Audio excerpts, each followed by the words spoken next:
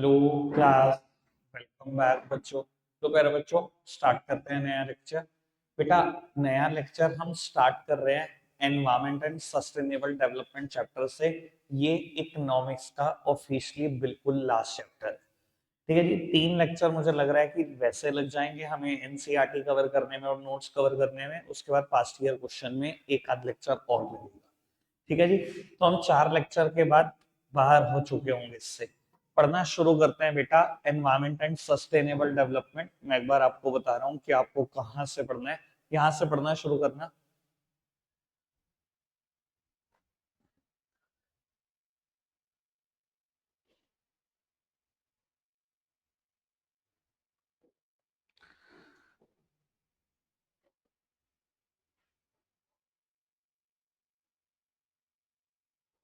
यहाँ तक पढ़ के एक बार उठ।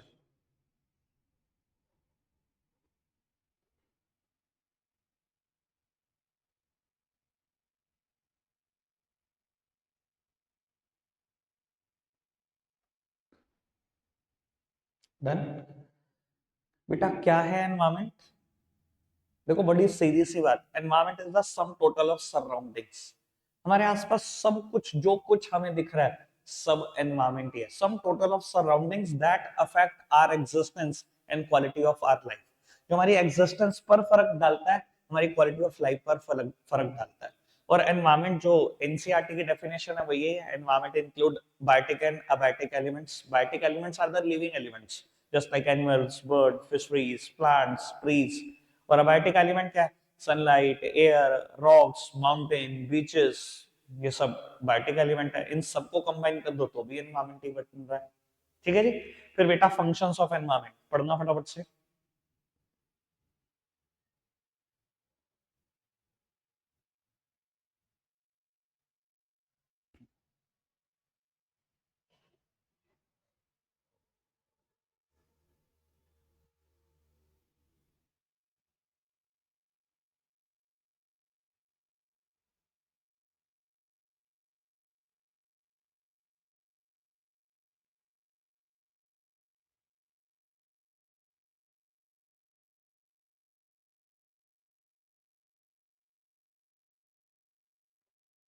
कितना पढ़ा?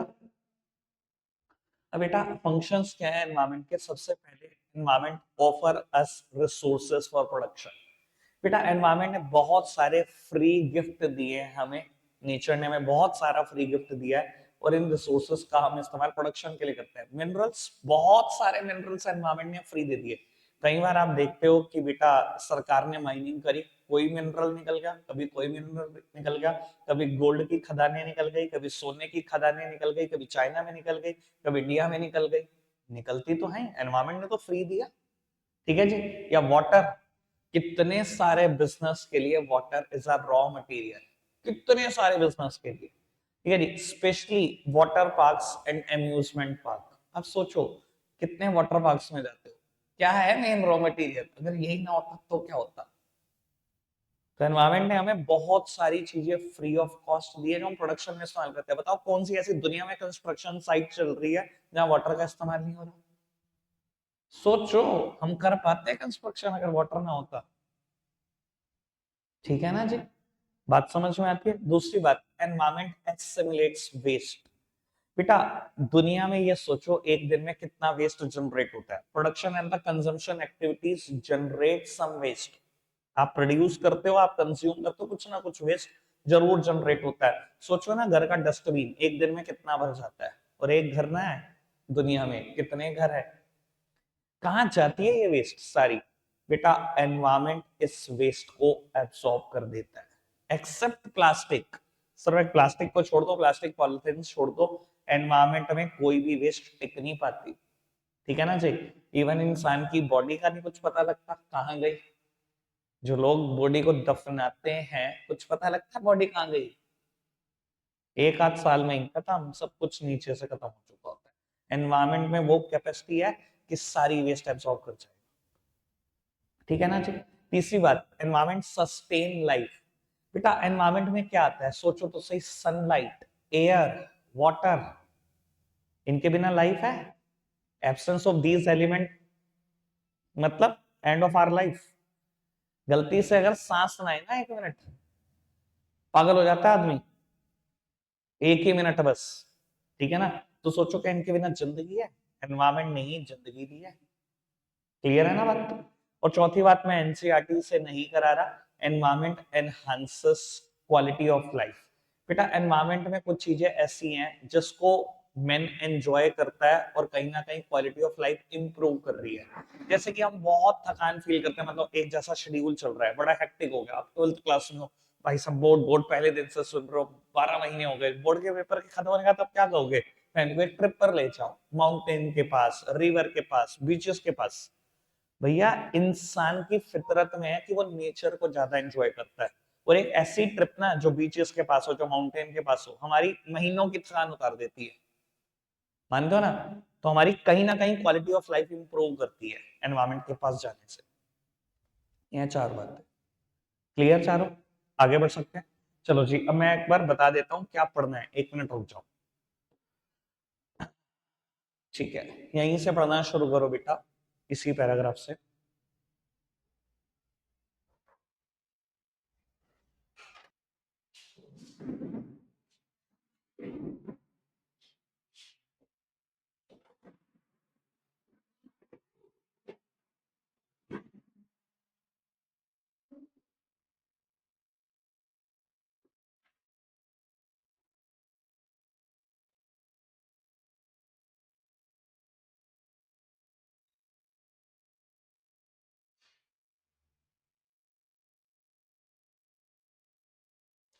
बेटा अभी इतना ही पढ़ा तो एक term I, carrying capacity.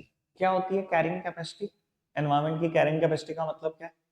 It is the state of balance between the rate at which natural resources are being exploited and the rate of regeneration of natural resources. बेटा ये बैलेंस बिठाने की बात करता है, जिस रेट पे आप नेचुरल रिसोर्सेज को एक्सप्लॉइट कर रहे हो और जिस रेट पे उनको रीजनरेट कर रहे हो। तो जैसे कि हम पेट्रोल को बहुत एक्सप्लॉइट कर रहे हैं, क्या उसी रेट पर वो जनरेट हो पा रहा है? देखो, कैरिंग कैपेसिटी कभी ये मना नहीं करता कि आप नेचुरल रिसोर्सेज को एक्सप्लॉइट ना करो, वो कहता करो एक्सप्लॉइट, बट उसका रिजल्ट डिमिनिश नहीं होना चाहिए। मतलब उतना ही एक्सप्लॉइट करो जितना आप रीजनरेट कर सकते हो, ताकि फ्यूचर जनरेशन के लिए कुछ छोड़ कर जाओ। इन्हें सब खत्म करके ही जाना है दुनिया से। ठीक है जी, मतलब समझ में आता है कैरिंग कैपेसिटी का? आगे बढ़ते हैं जी।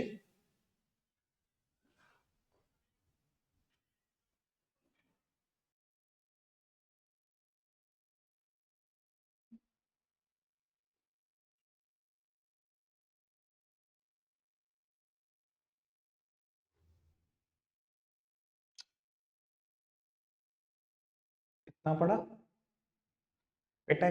टर्म आई इसमें भी, एब्जॉर्प्टिव कैपेसिटी। क्या मतलब होता है एब्जॉर्प्टिव कैपेसिटी का? Ability of environment to absorb waste that is generated from the production and the consumption activity in the economy. अभी हमने बात करी बेटा थोड़ी देर पहले भी, कि जब आप प्रोडक्शन करते हो, जब आप कंजम्पशन करते हो, कुछ ना कुछ वेस्ट जरूर जनरेट होती है, प्रोडक्शन में भी कंजम्पशन में भी। मैं कोई सामान खरीद कर आया, वो बेटा एक पेपर बैग में आया, मैंने सामान कंज्यूम करना, पेपर बैग निकाला और सामान कंज्यूम कर दिया, पेपर बैग का क्या करूं, वेस्ट है वो।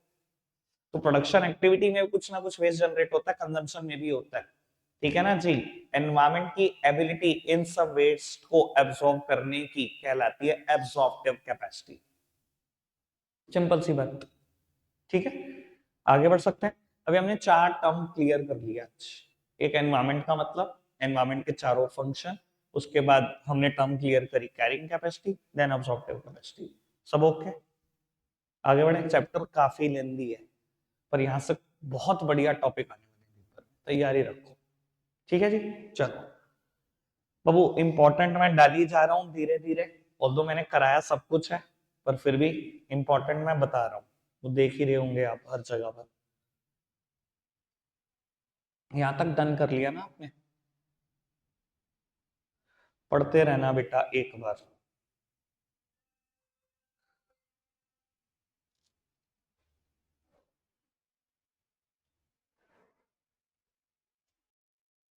अब डन?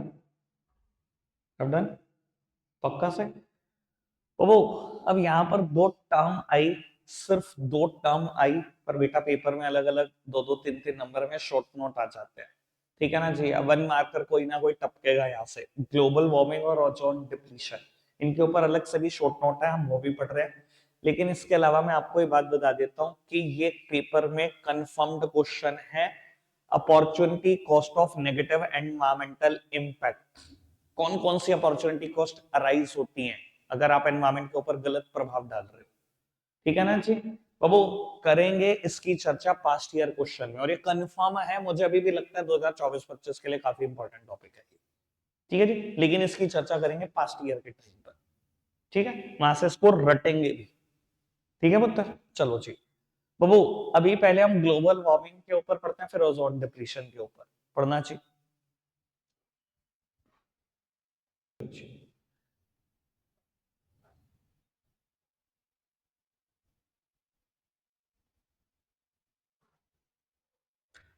ठीक है जी, करें कुछ बात।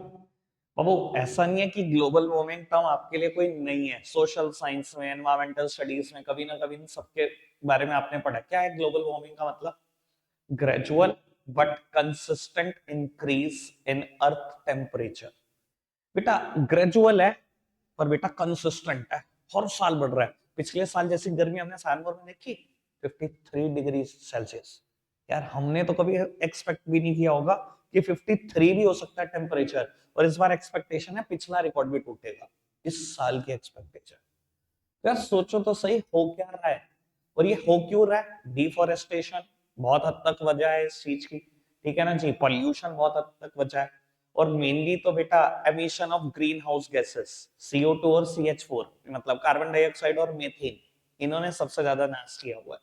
लास्ट सेंचुरी में अर्थ का टेम्परेचर 0.6 डिग्री सेल्सियस बढ़ा है, ऐसा ये कहते हैं, ठीक है जी। हमने तो कुछ ज्यादा ही देख लिया रियलिटी, ठीक है जी। इनका अनुमान कुछ भी कहता हो, हमने तो बहुत ज्यादा देखा है। हमारे तो 47 मैक्स होता था, 53 देखा है लास्ट ईयर, तो 6 डिग्री हमने तो बढ़ा हुआ देखा है एक साल में। ये तो कह रहे हैं 0.6 डिग्री बढ़ा 100 सालों में, ठीक है जी। चलो खैर छोड़ो, लेकिन मैं आपको बता देता हूँ क्वेश्चन किस तरीके का आता है। यार बात बड़ी सिंपल सी है, आपको परेशान करना हो तो बेटा क्वेश्चन को जितना मर्जी फंसा लो, एक लाइन से क्वेश्चन बन जाएगा और बहुत मुश्किल बन जाएगा, अच्छे अच्छे ने नहीं पढ़ा होगा। अब ये कितनी छोटी सी लाइन है, ये पढ़ना जरा। A UN conference on climate change held in Kyoto, Japan in 1997 resulted in, जो भी हुआ, एक मीटिंग हुई यूएन कॉन्फ्रेंस की क्योटो जापान में 1997 में। अब मैं बता देता हूँ, मैं यही क्वेश्चन बना के दे दूंगा 1 मार्कर में, और स्पेशली फिलअप में, वहां तो वैसे ही चांद निकल जाएगी कि यूएन कॉन्फ्रेंस की मीटिंग कब हुई थी, 1997 में, कहां पर हुई थी, या जगह बता दो, पूछ लो कि किस ईयर में हुई थी, बस फंस गया बच्चा, हो गया काम। इसी से ही 1 मार्कर बन जाते हैं। क्लियर है जी बात? ऑल ओके, आगे बढ़ सकते हैं पक्का से। चलो जी प्यारे बच्चों, बात को आगे बढ़ाते हैं। अभी मैंने ये वाली एक टर्म रोक ली है पास्ट ईयर के क्वेश्चन के लिए। ये आपने यहां तक भी पढ़ दिया था क्या? पढ़ दिया था सारा? चलो ठीक है, फिर तो बहुत बढ़िया बात। एक बार ओजोन डिप्लीशन पर शॉर्ट नोट पढ़ लेते हैं। पढ़ पूरा लेना ताकि मैं कुछ बातें डिस्कस कर पाऊं अच्छे से। पढ़ना।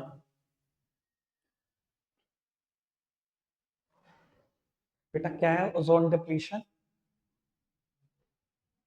Reduction in the amount of ozone in the stratosphere, यही मतलब है, पहली लाइन में आपने पढ़ा भी होगा। क्यों हो क्यों रहा है ओजोन का डिप्लीशन? क्लोरीन और ब्रोमीन कंपाउंड मेन जिम्मेदार है, लाइक CFC, क्लोरोफ्लोरोकार्बन, यही है मेन जिम्मेदार। और बेटा एक चीज सबसे काम की है, अगेन 1 मार्कर के लिए, एक तो आपने ईयर पढ़ा होगा, स्टैट पढ़ा होगा, ये पढ़ा है। मॉन्ट्रियल एक जगह है, ठीक है जी, वहां पर डिसाइड हुआ, सभी देशों ने बैठकर डिसाइड करा कि हम बैन करेंगे अपने अपने देशों में CFC कंपाउंड्स, ठीक है जी। वैसे आपको एक बात बताऊं, बस कहने की बातें हैं, ठीक है जी। सिटीजन्स भी बहुत जिम्मेदार होते हैं इस चीज के लिए, सच बता रहा हूं मैं आपको। कई बार AC में गैस खत्म हो जाने पर ना, हम किसी रिपेयर मैकेनिक को बुलाते हैं, ठीक है जी। रिपेयर मैकेनिक अपने साथ ना गैसेस लेकर आता है बहुत सारी, ठीक है जी, 4-5 बॉक्सेस में। तो पूछता है कौन सी गैस डालूं, एक गैस है जी 3000 की, एक 800 की। ऑब्वियसली हम क्या चूज करेंगे, हमें पता है 3000 वाली नुकसान नहीं करती ओजोन लेयर को, 800 वाली करती है। 800 वाली डाल, क्या फर्क पड़ रहा है, मेरे घर में क्या फर्क पड़ जाएगा मेरे घर से? जैसे आप सोचते हो वैसे ही सारे सिटीजन सोचते हैं। तो जिम्मेदार तो बेटा खाली गवर्नमेंट नहीं होती किसी भी चीज का, सिटीजन्स भी बहुत ज्यादा जिम्मेदार होते हैं। ठीक है ना जी? चलो खैर, आगे बढ़ जाते हैं। अब इसके ऊपर एक बार ना बेटा लास्ट से यहां से पढ़ना शुरू कर दो, ताकि वापस समझ में आए कॉन्टिन्यूटी में कि क्या चल क्या रहा था।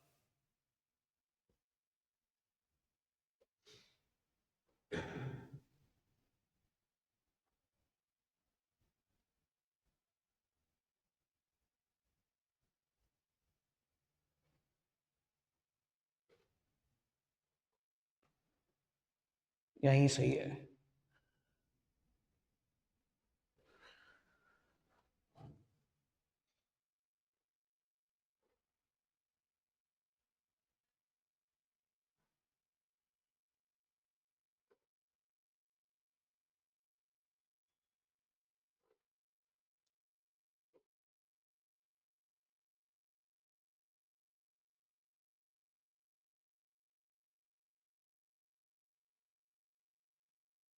बढ़ जाए आगे।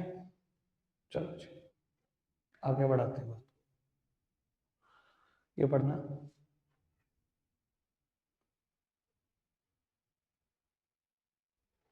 यहाँ तक डन है? बस मैंने एक ही बात छोड़ी हुई है, वो state of environment in India, बड़ा इंपॉर्टेंट टॉपिक है, कल यहीं से शुरू करेंगे। रखते हैं, आज के लिए इतना ही है प्यारे बच्चों। बाय।